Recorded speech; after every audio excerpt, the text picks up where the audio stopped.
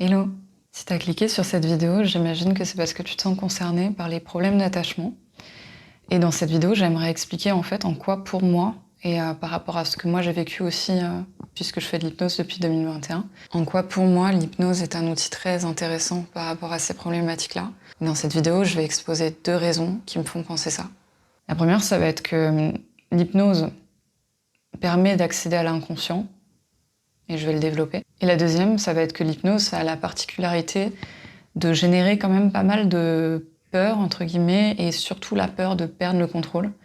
Et que ça, quand on a des problèmes d'attachement, c'est souvent une peur qui est très vivace, qui se manifeste de manière différente selon les profils. Il va y avoir des personnes qui vont avoir tendance à paniquer dès qu'elles sentent qu'elles perdent pied ou qu'elles sont prises dans une situation. D'autres qui vont avoir tendance à plutôt fuir. Certaines vont avoir plutôt tendance, à l'inverse de fuir, de poser beaucoup de questions à l'autre, d'être très anxieux dans la relation. Bref, il y a toute une pluralité de réactions possibles en fait dans les cas d'attachement dits insécures. Là, je me réfère pas mal à la théorie de l'attachement de John Bowlby, et qui a été aussi reprise par d'autres personnes comme Mélanie Klein et encore d'autres personnes. Dans cette vidéo-là, je ne vais pas te décrire en détail ce que c'est que l'attachement anxieux, l'attachement évitant et l'attachement sécure. Mais je vais partir du principe que tu as pu observer dans ta vie que les relations, notamment les relations de couple, étaient un peu compliquées, qu'il y avait souvent le même genre de schéma qui se répétait, de relation en relation, et que c'était problématique pour toi. Et j'imagine que c'est pas la première vidéo que tu regardes à ce sujet-là. Donc je vais aller directement au cœur de ce pourquoi moi je fais une vidéo sur l'hypnose par rapport à ces problématiques-là. Ça me paraît hyper pertinent en fait comme méthode pour faire une thérapie. On parle d'hypnose d'accompagnement la plupart du temps, mais c'est-à-dire ne pas aller pour juste une séance, mais en fait avoir une forme de suivi et travailler sur un objectif qui est plutôt un objectif à long terme, qui serait, dans ce cas-là précis, avoir plus de sérénité dans les relations, avoir plus de confiance, et également travailler la plupart du temps sur des traumas qui ont généré une anxiété par rapport aux autres, etc., etc. Ça, c'est des problématiques qui, la plupart du temps, se règlent pas en une séance. D'ailleurs, il n'y a pas énormément de problématiques qui vont se régler en une séance. Et l'hypnose, selon moi, c'est particulièrement pertinent parce que ça permet d'accéder en fait à ces schémas inconscients, ces choses qui font qu'on répète les mêmes choses, les mêmes histoires, les mêmes patterns en fait, de relation en relation. Et l'hypnose permet en fait de suspendre le mode par défaut. Donc ça, j'ai fait une autre vidéo là-dessus, je t'invite à regarder pour comprendre un peu mieux cette notion-là. Mais le mode par défaut, globalement, c'est quelque chose qui nous maintient plus ou moins dans toutes nos habitudes en fait, de pensée. Et les effets de l'hypnose amènent une suspension de ce mode par défaut. C'est en fait un réseau neuronal qui est activé et qui, pendant l'état d'hypnose, est en fait diminué. Et ça va permettre d'accéder à ces schémas-là, venir potentiellement les moduler, les changer. Ça peut aussi permettre de réguler des émotions qui sont restées figées. Ça peut permettre énormément en fait, de flexibilité, de plasticité, si on veut. C'est un peu comme si on pouvait venir agir sur ce qui est un petit peu plus souterrain, sous-marin. Je ne sais pas trop l'image qu'on peut mettre là-dessus, mais vraiment cette idée d'inconscient qui est le genre de choses dont on ne prend pas conscience au jour le jour et qui se met en place malgré nous. Et l'hypnose permet un accès à ça.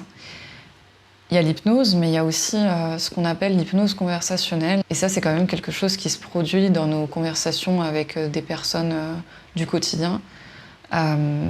C'est en fait comme un niveau de transe relativement léger où certaines paroles de certaines personnes dans certaines situations ont tendance à être particulièrement introduites ou comment dire ça. Certaines paroles ont plus d'impact que d'autres. Il y a des techniques aussi pour faire de l'hypnose conversationnelle, il y a même des formations de ça. Mais pour donner un exemple, la parole du médecin, par exemple, c'est quelque chose qui a tendance à être très puissant, en fait, qui a tendance à créer un précédent chez les gens parce que c'est une figure d'autorité et que quand un médecin nous dit quelque chose, ça a tendance à rentrer particulièrement. Ce que je veux dire par là en parlant de ça, c'est que dans d'autres méthodes ou d'autres thérapeutes qu'on peut voir, par exemple un psychologue, par exemple peut-être même un masseur kinésithérapeute, je sais pas, tout un tas de personnes en fait qui sont dans le soin, par exemple. Dans ce genre de pratique-là, il y a aussi une forme d'hypnose conversationnelle qui est opérante. Et parfois, c'est même nos amis en fait qui nous font changer de point de vue par une question, une simple question. Et ça agit déjà sur quelque chose qui est des fois plus souterrain. Je pense notamment aux croyances. La plupart du temps, quand quelqu'un partage une croyance à quelqu'un d'autre qui n'a pas du tout la même croyance, ça a tendance à faire bouger des choses. Et c'est déjà en soi quelque chose qui peut aider énormément une personne. En tout cas, l'hypnose et l'état de transe plus profond va en permettre d'accéder à encore plus de mécanismes inconscients, si on veut. Et aussi à des émotions qui auraient pu être à la fois stockées dans le corps, mais aussi des sortes d'événements en fait, inachevés qui ont tendance à recréer des situations où on réagit de la même manière, on surréagit en fait, parce qu'on se rappelle d'une situation, et ça se fait d'une manière inconsciente, similaire, ou en apparence similaire, et il y a surréaction, et donc il y a une forme un événement dans le passé crée une sorte se rejoue en fait dans le présent. Il y a un anachronisme qui est très souvent visible chez les personnes qui ont des problèmes d'attachement. Et parce que les problèmes d'attachement ne viennent pas seuls. En général, c'est dû à soit des traumas, soit des traumas complexes, c'est-à-dire répétés dans le temps, soit des négligences en fait dans l'affection que les parents ont donnée. Ça peut être beaucoup de raisons. Des parents absents, ou tout un tas de choses, j'en ai parlé dans une autre vidéo aussi. Et en tout cas, il y a des mécanismes qui se mettent en place pour pallier à la situation au moment où elle arrive. Le problème avec ces mécanismes-là, c'est qu'ils sont importants. Ils ont pris racine dans un moment où la personne en avait particulièrement besoin pour des raisons de survie la plupart du temps. Et en fait, ils ont tendance à se rigidifier et à continuer de se manifester dès qu'une situation ressemble un tout petit peu à la situation qui avait été vécue. Et c'est particulièrement le cas quand en fait, la situation a été vécue avec un parent, parce que c'est une relation qui est tellement proche et parmi les plus proches qu'on vit quand on est enfant, que ça a très souvent tendance à se remettre sur le couple, parce qu'on retrouve ce degré d'intimité quand on se met en couple avec quelqu'un, et donc c'est très fréquent que les schémas se rejouent à cet endroit-là. La deuxième raison pour laquelle je pense que l'hypnose est particulièrement adaptée pour en fait avancer sur ces problèmes-là, déboulonner des choses, etc., c'est parce que l'hypnose demande quand même une très grande confiance dans le thérapeute. C'est quelque chose qui se construit au fil des séances. Et c'est presque la technique en elle-même qui demande en fait cette forme de confiance-là. C'est-à-dire que l'hypnothérapeute a beau expliquer que si l'inconscient de la personne ne veut pas faire quelque chose, il ne le fera pas, etc., et mettre tout un tas de précautions et de paroles pour mettre la personne à l'aise. Cette personne-là, si elle n'a pas l'habitude de faire confiance aux autres, en fait, parce qu'elle a développé de l'anxiété par rapport à ça, parce qu'elle a eu beaucoup besoin de se défendre, ou de se protéger, enfin de développer tout un tas de mécanismes de vigilance, de défense, qui se traduisent souvent par de la méfiance, une anxiété, etc., une vigilance, enfin voilà, il y a plein de mots associés à ça. Cette personne, typiquement en faisant de l'hypnose, ça va lui demander quelque chose qui est peu habituel pour elle, et peut-être pas très facile pour elle en fait. Donc ça risque de coincer, mais justement c'est ça qui est intéressant, parce que elle va se confronter, ne serait-ce que par la technique, en fait, par le fait qu'on fasse de l'hypnose et qu'on fasse pas juste, qu'on soit pas juste dans une conversation. Ça va confronter la personne à tous ces enjeux-là, en fait, de confiance, de se laisser porter, de se laisser guider, de tout ça. Et ça, c'est rien que ça en soi, en fait, le fait d'être en capacité de le faire est déjà thérapeutique en soi. Donc, pour moi, il y a comme un avantage, entre guillemets, avec...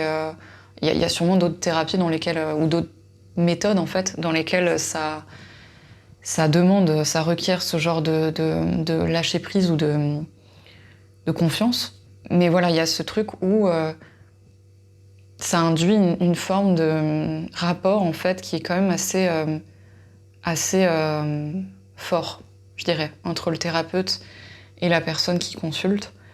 Parce qu'il y a cette histoire de confiance, il y a cette histoire de se laisser aller dans un état qui est quand même un état où la personne est plus vulnérable que d'habitude. Quand bien même ces histoires de perte de contrôle ne sont pas aussi vraies que le stéréotype peut le laisser penser. En tout cas, il y a dans la technique en elle-même le développement de quelque chose d'assez fort, en fait, et d'assez fort par rapport à ces problématiques-là en particulier. Donc voilà, je voulais faire une vidéo assez courte par rapport à ça. Je pense que je reviendrai sur le sujet et n'hésite pas si tu as des questions. Comme je le disais avant, moi j'en ai fait depuis 2021. Dans mes problématiques, il y avait aussi des problématiques d'attachement que j'ai travaillé tout au long de ces années en fait. Et je me suis formée ensuite à l'hypnose moi-même. Parce que pour l'avoir essayé, c'est vraiment quelque chose qui, pour moi, est particulièrement pertinent.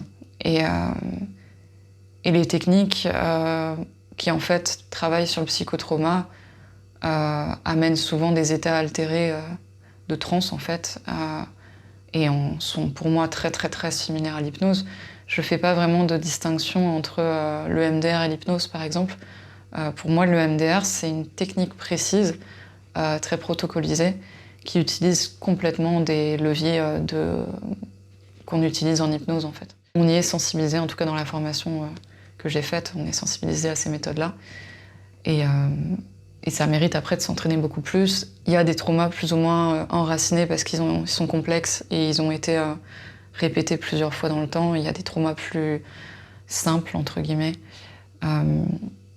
Et tout ça ne nécessite pas forcément les mêmes approches et les mêmes prises en charge et la même formation non plus. Bref. Donc voilà, pour ces deux raisons-là, je trouve que l'hypnose est particulièrement pertinente en fait pour accompagner ces problématiques d'attachement.